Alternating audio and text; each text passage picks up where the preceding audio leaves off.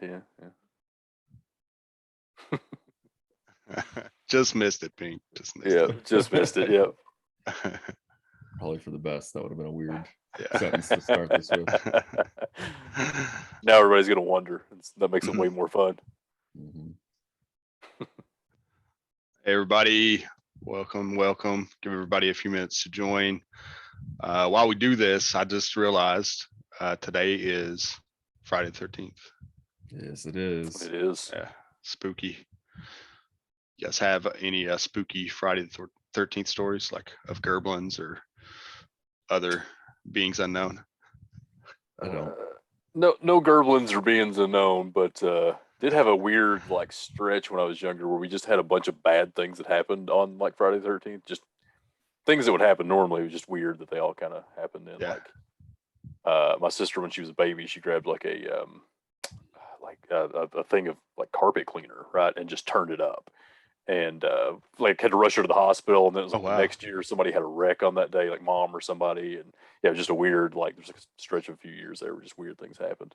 So did you guys just not do anything when Friday the 13th rolled around in the future? Yeah, like, we're just locking down the house.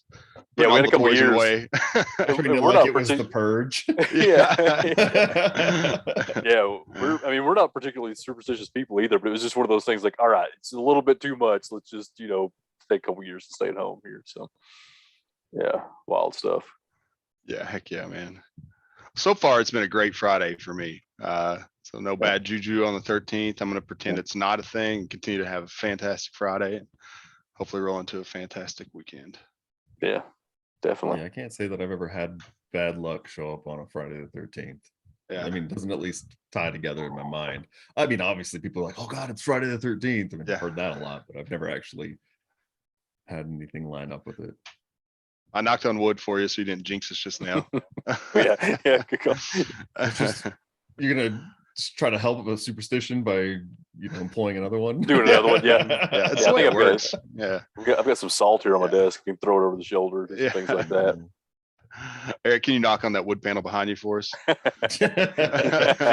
There you go.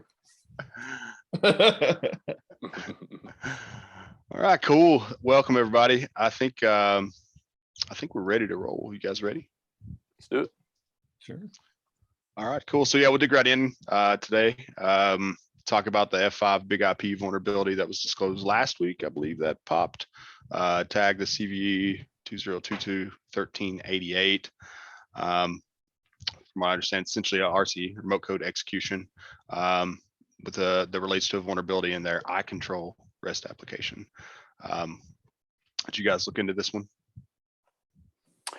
Yeah. I mean, just quick initial thoughts is that, again, it's kind of one of those things that seems like it's probably shouldn't be exposed to the internet anyway, but yeah, it's I mean, dug in a little bit, saw that they say no like data leak capability, but I think that's kind of iffy, right? Just that's a way to put it. It's not leaking data, but there's probably a way to get it. I don't understand that either, since you do have the ability to execute system commands, and like we'll talk about, we've seen people use that for destruction as well, so they could definitely read data. So this one was rated a critical severity for everybody who's listening, 9.8.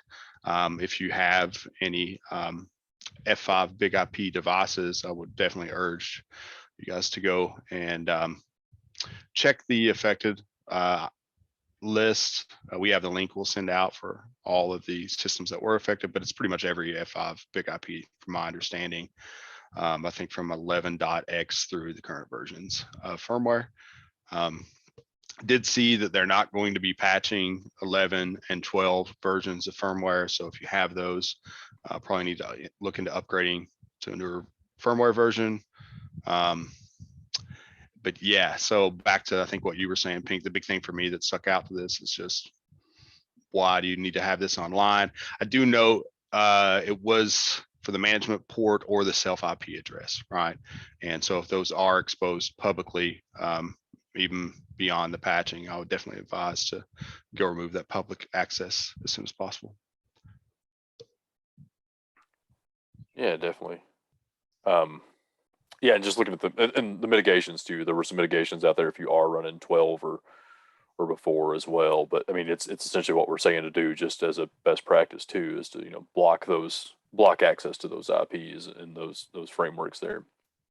So yeah, it's yeah. No, go ahead. One of the interesting things I found about this is the actual exploitation chain itself, like, or the exploitation itself, how the bypass is kind of done to get execution. And it's, using something that a lot of people don't know about. It's using kind of like the connection headers and stuff like that to have headers removed at the proxy and stuff. And that, there was an article written a couple years back about it, talking about this very scenario and how it could be taken advantage of, this type of thing, if there's this kind of level of filtering and then moving something past and getting to the back end that doesn't require as heavy of authentication. And it's pretty neat, like if people aren't familiar with the connection header essentially, and being able to drop off headers and stuff through the transition, but from one point to the next, it has some implications for situations like this. And if we have other applications, or other people have other applications that work like this, it's going to be a problem going for them too, Right. Yeah, I do. I'm going from memory, but they had a similar RCE that came out about 2 years ago. And I don't remember the specific module or the specific technique, or if it was similar, but I think in 2020, they also had a critical RCE affecting the management console. I'm not sure, like, this specifically talks about the iControl console, which from what I understand, that's just their API for automation and ease of use for managing those devices. I think you do some monitoring from there, config changes and so on as well. So I don't know if iControl is included in that one 2 years ago, but yeah, another similar vulnerability was previously disclosed.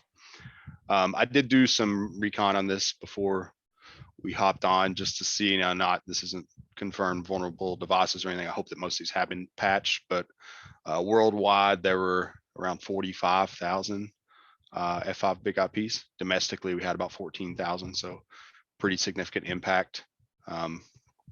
Yeah, so if folks are listening, I'd say go fix that. Yeah, I did see too that there is a POC out as well, and there's a bunch of POCs out now.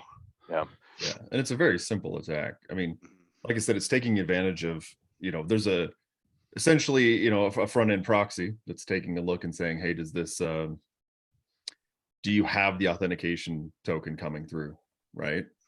Initially. So as long as you put one in, it'll check that and it'll move it on. But there's also a connection header, which a connection header says basically the following headers are used for connection purposes only. Remove them after that and do not pass them down the chain. And by the standard, you must follow that, right? And so you send through something that's bogus, but it sees that it's there and it passes you on to the internal server to process that. But then in its own handling of the connection header, it strips out your authentication tokens and your forwarded from IP. And so when it receives it on the server end, it goes to check, doesn't have that. And then it has a fallback of like, well, if it's an internal host, you can authenticate this way by just passing a user, like passing admin to it, passing the user to it. And then it allows you essentially to authenticate without having to authenticate, because it stripped out the bad headers during the standard processing of those headers. And so, yeah, and the implication of that, like, there's a lot of things that are working internally these days, a lot of things that are by default set up to be internally accessed with weak authentication or no authentication, but it's internal access only, right? And in this particular case, if you have something like this that allows it to get through to that server and strip out headers, and then it falls back based off of that, to this weaker thing, then you're going to have an issue. Like I said, this could have more ranging issues potentially, depending on what other people kind of take this. I feel like when the article first came out, I mean, I hadn't really heard of it until later on. I feel like a lot of people don't know about it, and I'm curious to see if this brings attention back to it, Yeah, I think a pretty good chance you're out there, man. There has to be other avenues that are similar, other technologies that are implementing similar controls that we can use this technique to essentially do the same thing. It falls back to something we've said on this before, and that's, like if you're using anything that by default or it has weak authentication methods that are for internal use only, or no authentication for internal use only, get rid of, like, make it have authentication that's strong no matter what, regardless of the fact that it's supposed to be internal only. whether it be an application you're using for something or a piece of something or something that you're developing that has an internal piece to it. Don't take that practice, because sometimes we find situations where we can get around those. Yeah, completely agree. I mean, even from a internal intrusion perspective, right? If you've got access, and I understand that, like, at that point you do already have internal access. But if you're looking to open something up for later, or whatever, there's plenty of implications there too. If you've got something with weak or no authentication for an internal system, so tons of problems there. Yep. Why make it any easier for folks once they do get in anyway? Yep. So yeah, like the mitigating controls too. I think you brought that up, and I changed the subject line, is saying pretty much block the iControl REST access through self IP, block iControl REST access through the management interface, modify the big IP HTTPD configurations to do so. More importantly, remove that public access like we've talked about. There's no real reason why those should be publicly available to everyone. Patch the system. But I think more importantly, if you have a vulnerable device right now and you didn't hear about this right away, I know there was a lot of attacking activity focusing on these devices, most of which I think we observed they were dropping web shells for persistent access. We did see some reports of destructive attacks as well, where essentially they were gaining access to the F5 and wiping the entire device.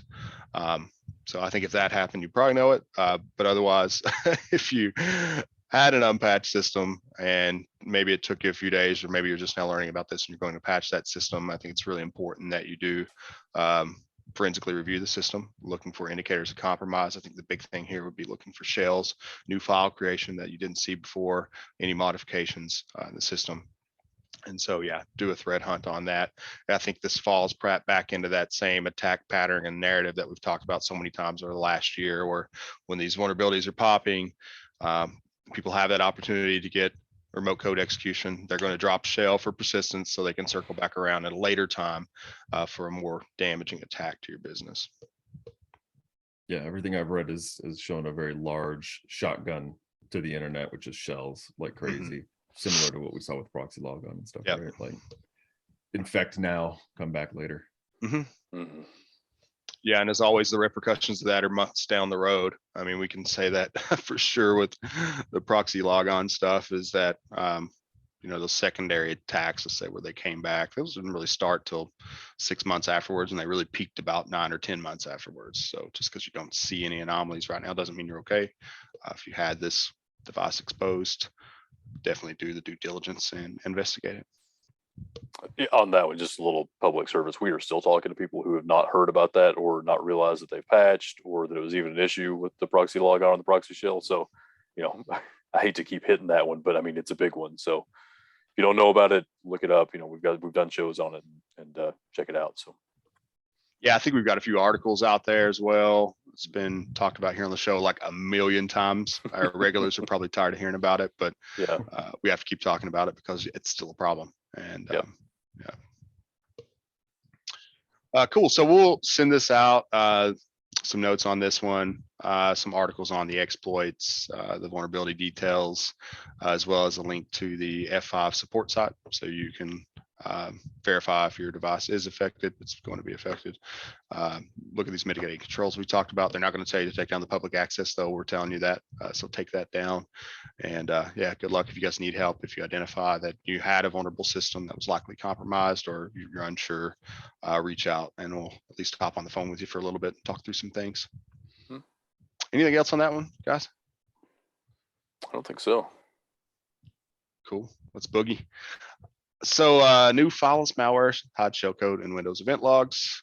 I don't know if you guys seen this, but essentially, a security researcher was responding to an active incident, and they determined or identified a new technique for hiding shellcode within the Windows event logs. So this is a new technique. This is all over, I feel like, security news the last week or two. And so we thought we'd talk through this one today. I'm not sure that it's necessarily going to affect everybody here, but I think it's good for us to kind of dissect this technique and talk about the relevance of this, maybe even things you can do, all that good stuff. So yeah, where do we start, guys?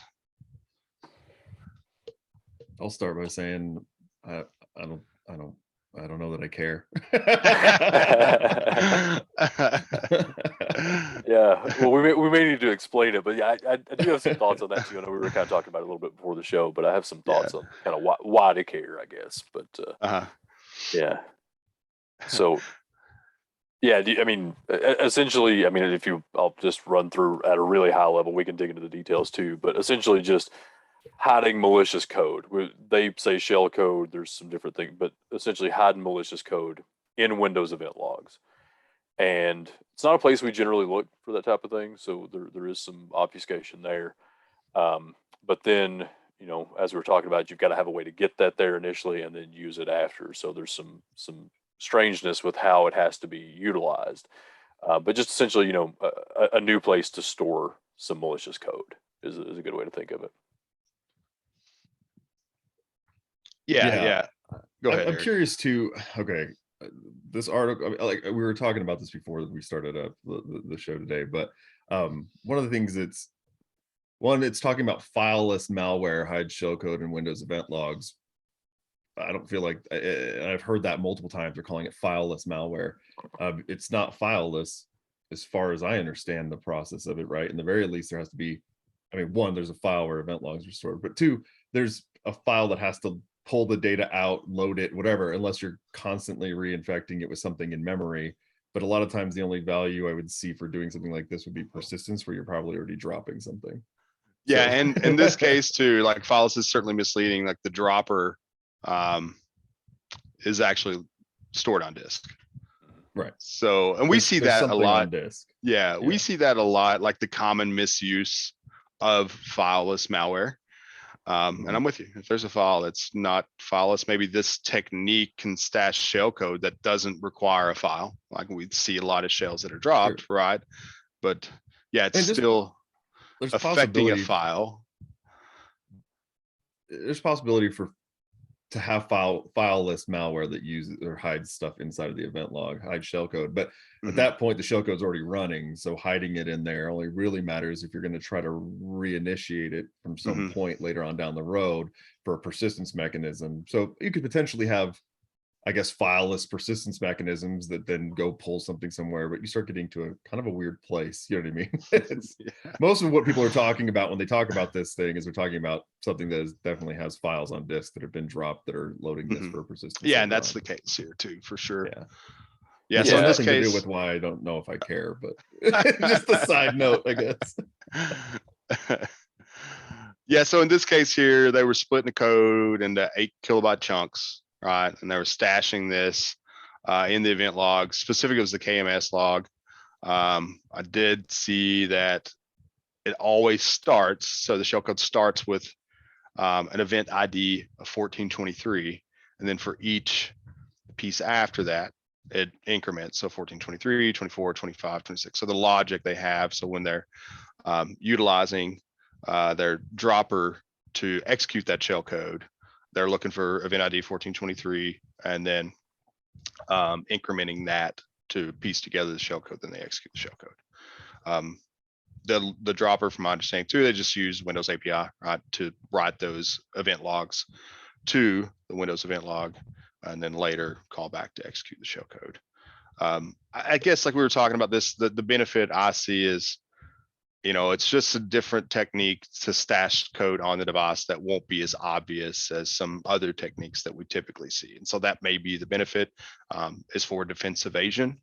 But how prevalent will this be? I don't know. I don't expect this to become a norm in attacks as we move forward. I think this is a novel, interesting technique. Got a lot of news because it was new, right? And I think there are implications like for using this technique. If I think Pink, you had some thoughts on that, like how we monitor event logs today. Like, what does that mean? Like, would this be picked up in your scene? No, well, a couple of things on that too. Like, I mean, we're talking about whether or not, and sure, it is just a new spot. This is a sort of common technique, and that's kind of what I wanted to say a little bit about maybe why we care, combined with what I'm about to say about detection. But so particularly in like older like Ryuk attacks, right? Like Ryuk ransomware, we almost always saw this pattern of Emotet, TrickBot, maybe something else, and then Ryuk.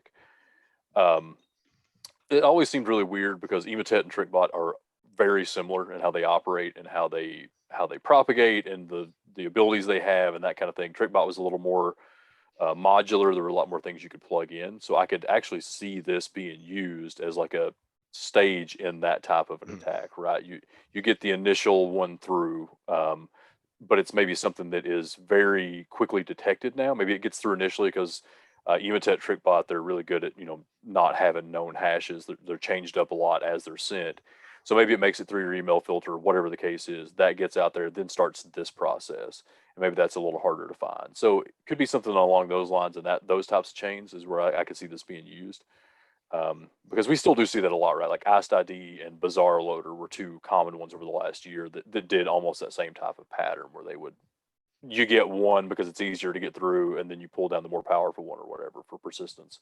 And then even after that, a lot of times they would go to like Cobalt Strike, and you'd have these multiple mechanisms in there, multiple ways back in case you get caught. So the one that kind of worried me a little bit about this is like, how do we detect that, right? Because we're not necessarily scanning event logs looking for this type of thing. And I saw even with that too, like when they're dropping the code in, if it's an executable, they're pulling the MZ, like the magic bytes that tell you that it's a executable out of there. So you're not going to see that as easily. Like, why is there an executable in my event logs or whatever, if you have some kind of detection mechanism. But the one we were talking about in particular was you can create a new event log on your system. Like if you've got an application, you're making a custom application or something you want to do, you can just, it's new dash event log and then make that new EVTX file in your system. So if we're thinking about maybe attackers doing that method and then storing that code in there, that evades some techniques like maybe we could set up alerts on event monitoring systems, SIEMs, that type of thing to look for these types of events. And you're probably only forwarding the big three: application security system, and then probably PowerShell logs. This one, it was mentioned they use the KMS log. You're probably not forwarding KMS to your SIEM. You're probably not monitoring that log at all. Most people aren't. So it makes it a little harder to detect like that as well. And then on top of that too, I was just doing a little testing before this. As far as I can tell, if you do a new event log, so you run that PowerShell command, there's not an event ID in system or anything like that you can go out and monitor for to see if that happened. Whereas, like if you have log clearing, there's an event ID that comes out and you can see that kind of thing. So I thought that was a little bit interesting and maybe a way that this can be even more hidden. But again, it's kind of a long walk for what you get. I don't disagree with that. Yeah, I could see that in the modular approach though. That's been very effective for that.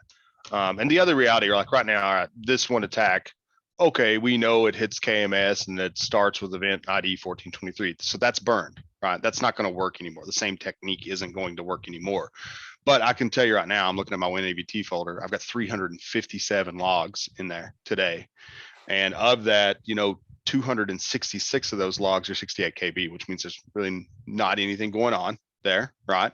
And so you think about how easy it is to just slightly tweak this and say, okay, well, instead of the KMS log, I'm now going to go hide in the SMS API log. I'm going to, even without creating that other log event, you could get pretty technical with this and chunk it through different logs too. So then maybe you find one piece in one of those 257 logs, but where's piece 2, 3, and 4 at to complete this code? So I do see, as we talk through, especially in that modular approach, you could get really evasive and really good at hiding this and making it very modular so it's easy to tweak for another target. So when you do get burned, you've got so many different sources. And then guess what? Like you said, if it all gets burned, you can still create your own. And that's not logged anywhere, right? So that's the challenge here. I don't know how that we can implement a control in our current practices and SIEMs the way they are today to identify this, right? And the only way I wouldn't really think about that is like the anomaly approach before, identifying a log that doesn't have activity and suddenly it gets more activity, identifying just a new event ID, right? So that's one possibility. Here we're looking at 1423 for KMS. That doesn't exist. That's their own event ID that they made for KMS. That's why it works. So if there was some way to log, like whenever a new event ID is introduced into a log, but then that gets so noisy. How do you do that across your entire enterprise? 400 logs on 1,000 systems. I don't know. So I do see the benefit for evasion. Yeah, the only thing I really saw that maybe you could detect is if you are monitoring PowerShell logs and you do have something set up, you can at least look for that new dash event log commandlet being run. That's not a common thing. It's not going to happen a whole lot, but there are other ways to do this too, right? I mean, there's a But way that you would can go just through the pick up registry. the new event, right? If you were creating a new event log, that's the Right, way right, you yeah, could get that, yeah, into that, oh, yeah, Yeah, only for that, yeah. What you Right. were talking about, no, there's just nothing, right? Right. So, yeah, it's pretty gnarly in that aspect, but it is a lot. That being said too, like, I think that as we talk about this, and I'm really just thinking about this as we talk now, even if they are able to hop between those different benign logs, or we'll call them unknown logs, lesser used logs, it's still typically probably going to be fingerprintable, right? We'll be able to identify those methods for just how to scrape event logs for those 8 kilobyte or whatever they change that to, that approach to look specifically for shellcode in those event logs. So that's the opportunity for detection. But again, that's probably going to be in a reactive detection more than a monitoring and proactive approach. Yeah. Yeah, I can definitely see ways we can try to track it down forensically if we ever look at it, but yeah, it's Gnarly Yeah, is a great yeah. word. Yeah. I've been Yeah, trying to bring back rad. rad, Say yeah. things are rad. Yeah. We could try tubular as well if you guys really wanted to go all out. Yeah, I mean, I still use rad a whole lot. I didn't know it went away. So that's Only pretty time I ever rad. talk about things that are gnarly is when you just shorten it to gnar, right? Like shred Gnar. the gnar pow, man. Yeah. I also use dope a lot. Did that one go away? Like, hey, that's really good. Like, yeah, it's dope. Yeah. mean, Did that go away? I think it kind of did, but Okay. I think it's okay. But we're our generation. I think we're all right to keep using it. So I don't remember. Sarah and I were watching something last night, and someone said a word like that, and Sarah was like, "People don't say that word enough anymore. We got to bring it back." And I don't remember what it was, so I'm not doing my part. Not to get off topic though, and tangent though. I haven't spoken a lot during this, and I'll just say, like, on the shellcode thing, to me, the reason I said I don't know that I care is that the hardest part of malware development in my mind is not hiding the malicious code initially. It's hiding it on execution, right? And I don't really care where I'm storing it and how it's stored, and if it's being detected when it's stored. I'm more worried about it being detected when it's run. This doesn't offer anything to do with evasion when that comes down to it. Sure. Right? It's just like, where are you going to store your data? Well, I could like 5 times encrypt it with a bunch of different mechanisms. Nothing's going to detect that shellcode, no matter how I store it. If I store it in an event log, if I store it in a text file on your hard drive, if I stored it in your description of your profile, it doesn't matter. Or EXIF data in an image, or if I store it on the web somewhere, none of it is going to matter. It's not going to detect it, right? Like, that's not the hard part for malware development. Sure. The hard I agree part with that. Is executing that code. You know what I mean? And so that's one of the But biggest when you reasons get your code I to don't execute it, man, you still got to figure out a way to evade detection when you store that, right? And so, like you said, there's a million techniques, and I'm not saying, like, well, I don't think any of us are saying this is the best technique. It's just a new technique. I think that's why. I'm curious to see if it gets used in other areas, and more like, sure, the modularity thing, or just generally inter-process communication or handing off to another process. I do think there's value in that. I think there's a lot of, malware developers are always looking for ways to communicate data over to another process, or to stage something somewhere to communicate. I mean, C2, you could have, a lot of times we're using like SMB name pipes and stuff, right? That's what a lot of people are using, a lot of attackers, a lot of tools, whatever, right? There's some other ones that are less popular, but have good success, much better success than name pipes these days. And this will probably just be one of those things in that toolkit, I think, going forward. I think this is where we're going to start seeing people.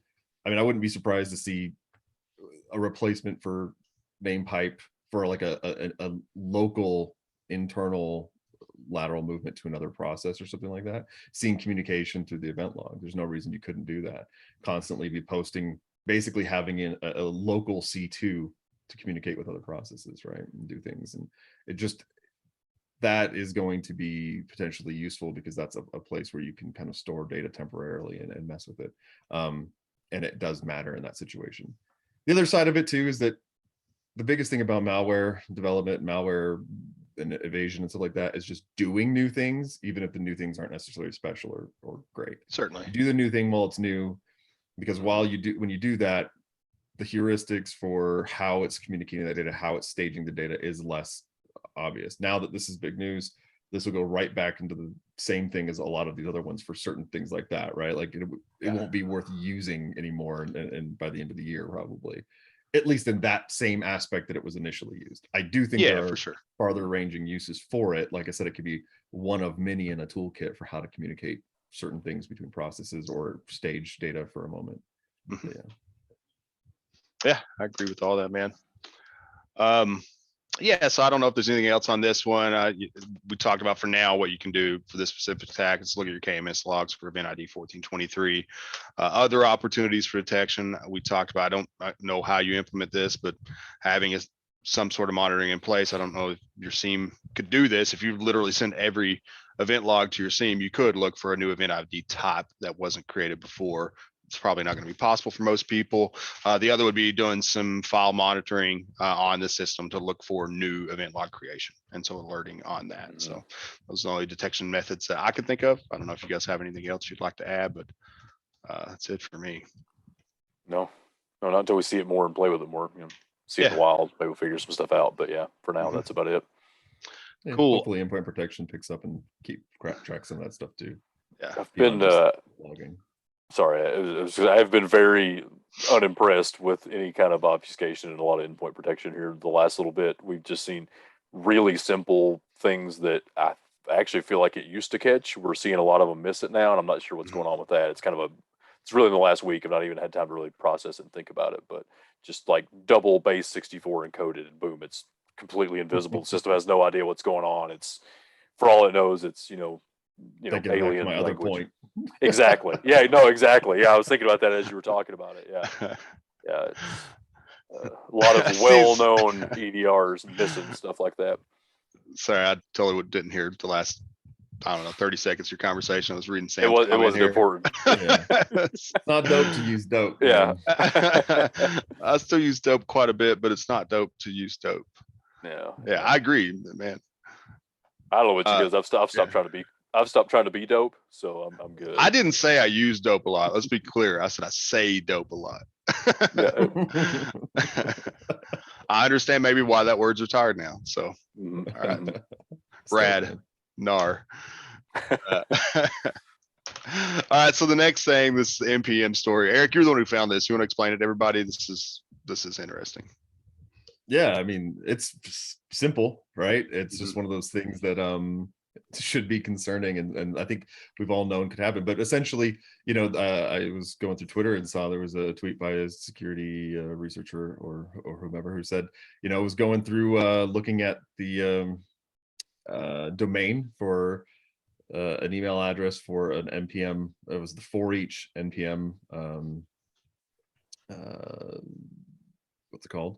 Repository or whatever, and noticed that the domain had expired, and so he bought it up before anyone else could, and then was able to create the email address and do a package takeover essentially by just recovering the account.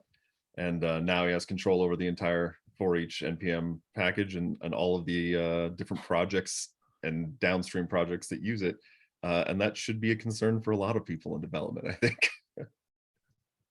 Yeah. So NPM, did we cover what NPM is, just in case people?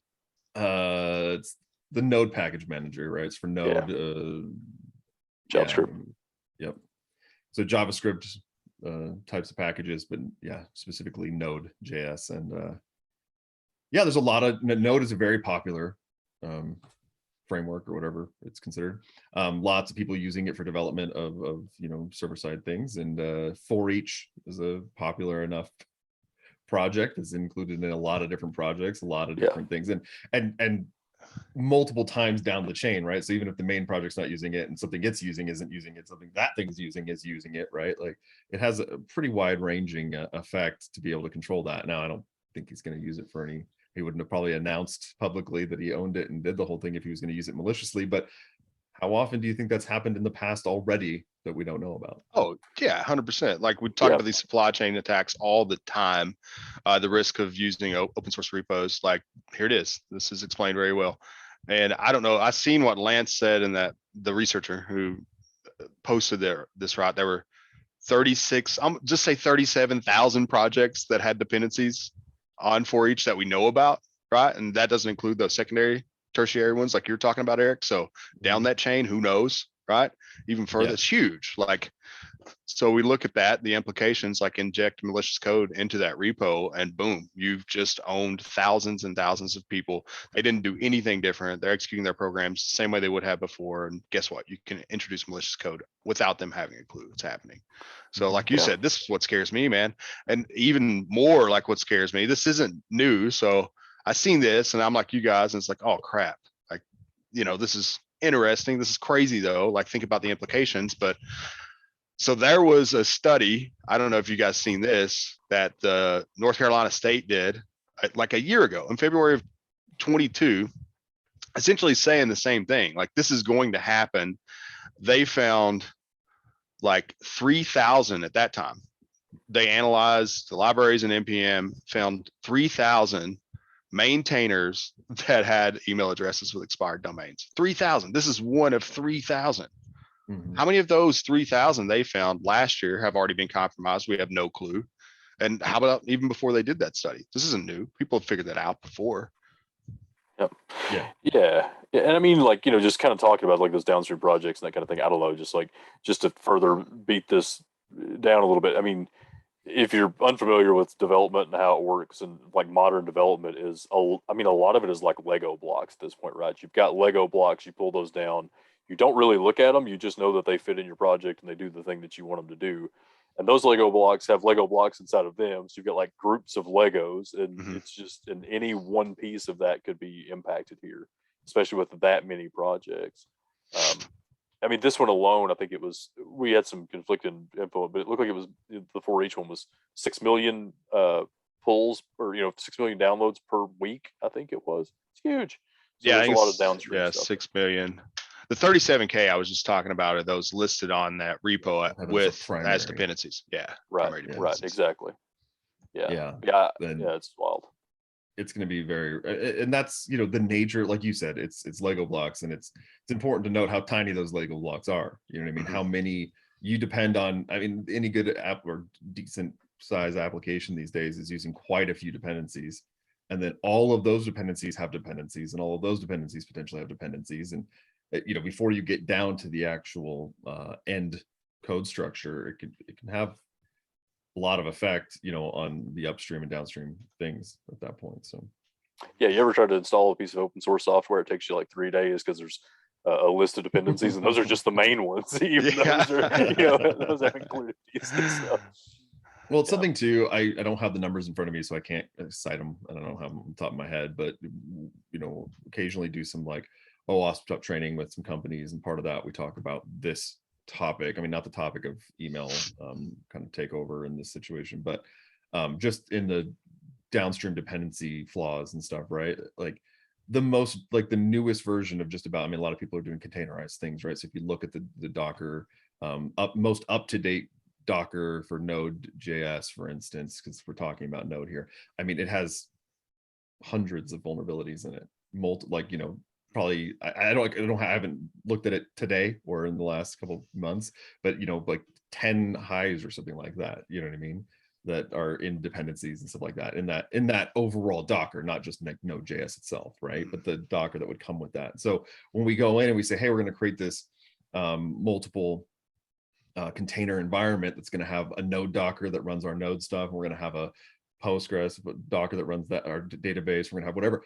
Each one of those Dockers has multiple vulnerabilities built into it already that you're just accepting, right? And it's difficult. And so sometimes it's better to get the core, most basic thing you can, and so only the things you need, and try not to use as many dependencies so that you are limiting how much downstream effect comes upstream to you, Right.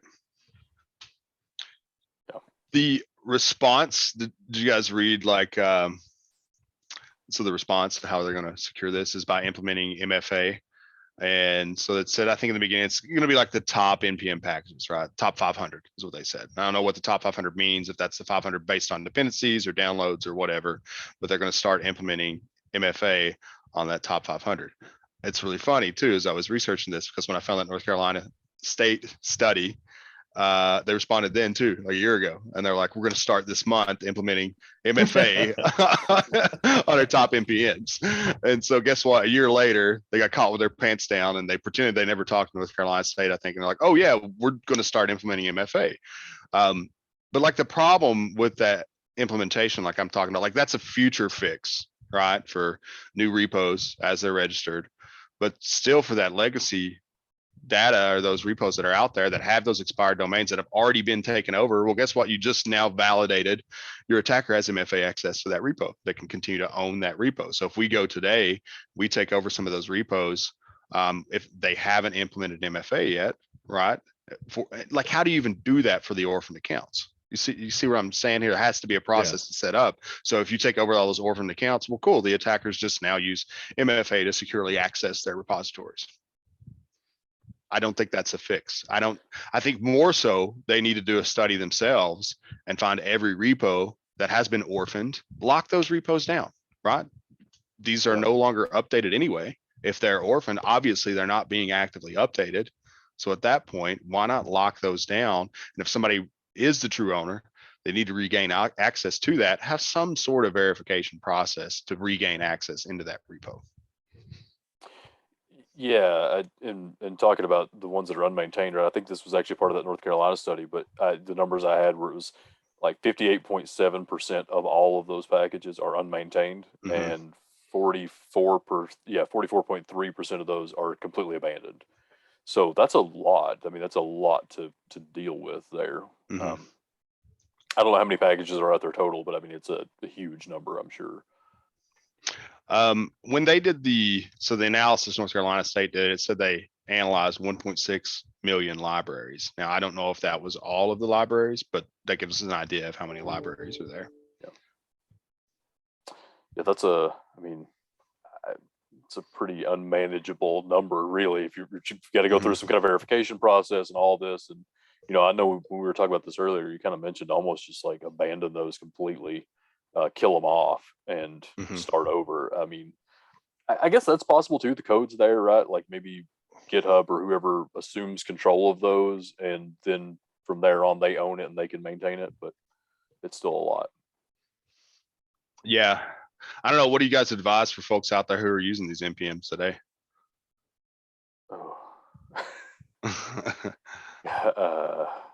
Don't. That's start all over. Let's burn it down and rebuild that application. Yeah, maybe. I mean, that's really review it, but even then, there's not a lot of people who are going to understand what they're looking at. Do we have anybody listening right now? It's like, oh shit. Yeah, I'm curious actually. You can send a private message to us. Yeah, we won't say your name. Yeah, we won't public shame. I promise. Yeah. I mean, I guess that's part of it. Yeah, you almost have to just kind of burn down. But even then, right? Like until they get a handle on this, you're just going to pull those packages down again. So it's tough. I mean, unless you're highly skilled and want to rebuild everything from scratch, I don't know, man. Reinventing the wheel here. Yeah, it's difficult. It's hard to like just give advice straight up of like, well, if you're in this situation and you have this is what you should do about it. Because you're going to have a lot of work ahead of you. It has to come from the ground up, the development of the application from the beginning to the end. And if you start having to like replace vulnerable things or things that are dead, I mean, it's going to be really, really difficult. So I pulled up the numbers that I used during the training that I had. It's from a 2021 report study. Okay. They were taking a look at just a small, like 1,500 different code bases that were provided to them from different applications and things like that, right? And said on average in 2020, at least from the 2020, because they do this every year, on 2020, the average application code source, whatever, that had 528 open source components downstream from it, right? Like things that it was depending on, 528 after you kind of collapsed it out. 84% of the code bases that were looked at had at least one vulnerability, with an average of 158 per code base, 158 vulnerabilities per. 60% of them contained high risk vulnerabilities. 91% of the code bases that were looked at had no development activity in the last 2 years. Wow. right? The dependencies, sorry, had it. So they had dependencies. They had 91% of them had a dependency that didn't have development in the last 2 years. So there were these orphaned out things or things that are no longer updated and used. They're dead out there, right? 91% had at least one that was dead. So that's why I say it's like, if there's someone out here right now, there's a good chance someone listening right now, if they have anything to do with any software, has that situation on their hands, and it's tough because Yeah, it is. it's huge. Yeah. Yeah. Yeah. I see someone mentioned Quay here. I'm not familiar with Quay. I don't know, Eric, are you familiar with that? It's, repository image scanning. Not that one, but some other ones. Yeah. The last stat on here too is that I said 91% have 2 years, over 2 years. 85% had something that was dead for over 4 years. 95%. 85. 85. Oh my gosh. So, yeah, and as we continue going on and this type of development, it just continues to get more and more pervasive, right? So yeah, I mean, to be fair, some of those may not need to be updated in 4 years, right? They may just work, they may do the thing they do, but then when you combine that with the vulnerability data that you just gave with the 100 or so each, then that's a nightmare. Yeah, right. Well, and and that, yeah, you're right. Those 85% very well might not need any updates. It's probably where they're still in use and they haven't gotten any updates, right? But that if you have that many that are out of date in your thing, there's a good chance some of them literally have just kind of been abandoned and do fall for this situation of potentially being taken over, you know. And so yeah, one other number that kind of jumped out at me, that article too, the one that we were looking at, was that the top 1% of packages had an average of 32.4 maintainers.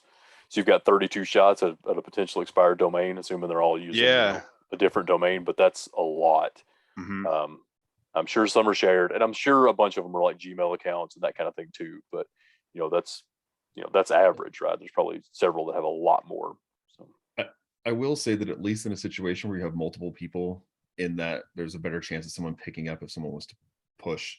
Like if one person got compromised and they push malicious code into the thing, it's going to be checked by someone else likely, and that is a maintainer, and they're going to go, whoa, we have a compromise. The issue specifically with the 4H one was it was maintained by a single person, so there was no one to catch that or stop that, block that, or anything like that. Yeah, that's a really good point. And I mean, that is the goal of open source, right? I mean, that's the point of open source, is you've got multiple people poking at it, multiple people that can review it, and that type of thing. So that makes a lot of sense. But yeah, those ones with a single, that's a really good point. Well, this is a good conversation to talk through this today, guys. I'm sorry for all of our listeners. We don't have great advice for what to do, but awareness is key. And so, yeah.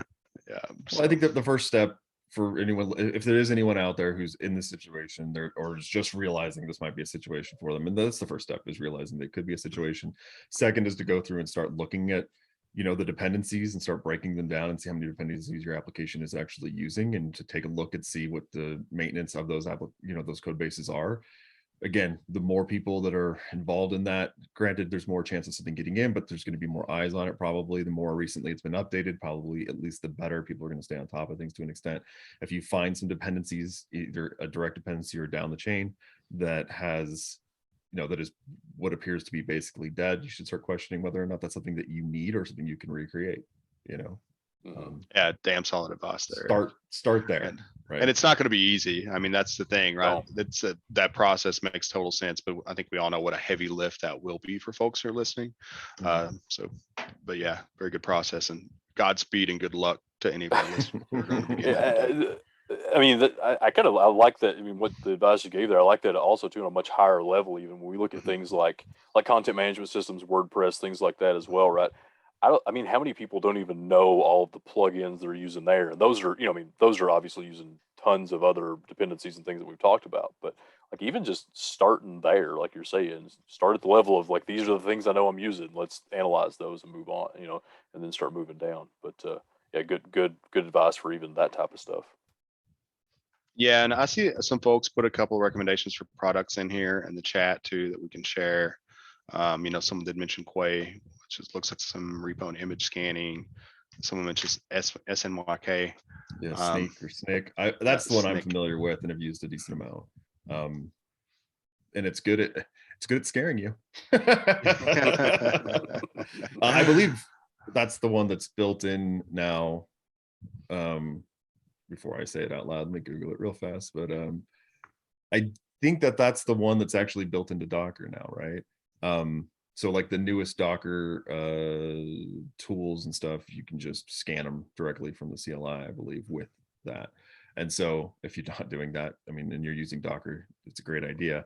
But it is one of those things that as soon as you run it, you will go, oh, I have hundreds of vulnerabilities in this. Yeah. And I think it goes back to I mean? what we were talking about before. Like you're going to discover these vulnerabilities, and at least this gives you that path where you're talking about of analyzing those repos and getting the path to get things fixed.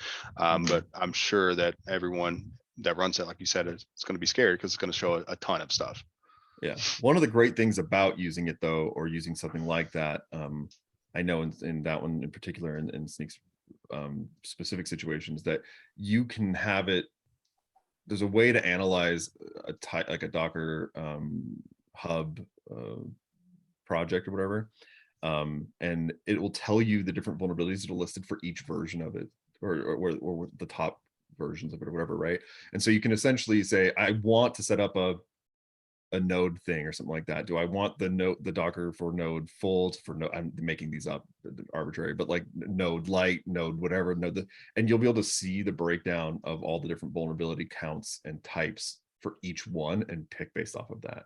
So you can say like, hey, fine, this one has the least amount. Let's start from there. I'm gonna have to add more to it because it's gonna have less, but it has the least amount. Let's start as a base. Right. So. Yeah, Cliff said repeat the vulns listed in Docker. I'm not sure what exactly, Cliff, you want to give us detail on that, if it's something we said or information you're looking for. We'll try to get that to you. Cool. I think that's about it for today. A couple of quick hits for everybody before we go. We talked about this before. I think Microsoft had mentioned a few months back that they're planning to go passwordless for authentication. It was recently announced that it looks like Apple and Google are going to follow suit. So yeah, passwordless protocol, it's going to essentially grant access to your applications through unlocking your cell phone. Be aware of that. We can dig into that more at a later date, but yeah, I think there are implications that we have to understand. And I do believe that means our personal cell phones are going to become a larger and larger target for attackers trying to gain access into a business. So we'll be aware of that. And then REvil back. So REvil we've talked about a lot last year is a ransomware gang. They kind of went dark for a while, and it looks like they're firing up operations again. There's been some samples of REvil identified in the wild. And we're going to share another article too. We really don't have time to get into it that Pinky found. It's titled, "You Can't Eliminate Cyber Attacks, so focus on reducing the blast radius." I did briefly look over that, Pink, and that's a lot of things I feel like we talk about on here. So I think that is relevant, good information for our folks to listen to read and listen to. Yeah, I just sort of reiterated a lot of things. It feels like basics, but at the same time, you can always read through those and go, oh, hey, there's a little something I could tweak or something I could do. I think it was a well-written article. It was by a guy named Tony Lauro. So good stuff. Yeah. Cool. Any other words of wisdom, guys, before we get ready to button this up? I'm just going to hit Cliff's question here. I think he's just saying, so I think yeah, Eric, you were saying the newest version of Docker has the SNCC or the sneak built in. Yep. Yeah. There's like a Docker scan option. You can send it to a file path of a Docker file that you have set up. You can also, I think, pass other options to it too. But I think it's just Docker scan in the CLI. It's in Docker Desktop and Docker CLI. It's also in Docker Hub. But I think you have to have like a higher end subscription or level to use it in Docker Hub, maybe to some extent. But they have it built into Docker Hub as well to look at your own and maybe to look at others if you have the. I can't remember the exact details. I use it at the CLI, so yeah. But Docker Scan is utilizing Sneak. Cool. I think that is about it for the week then. If you guys don't have words of wisdom, last chance for words of wisdom. Oh man, I'd have to have some wisdom. I don't feel like I've got any. The end of the day on a Friday. Yeah. It's Friday, so I like to say be good or be good at it. So yeah, that's good for everybody. Yeah. I see Rob here mention, enjoy your weekend. Yeah.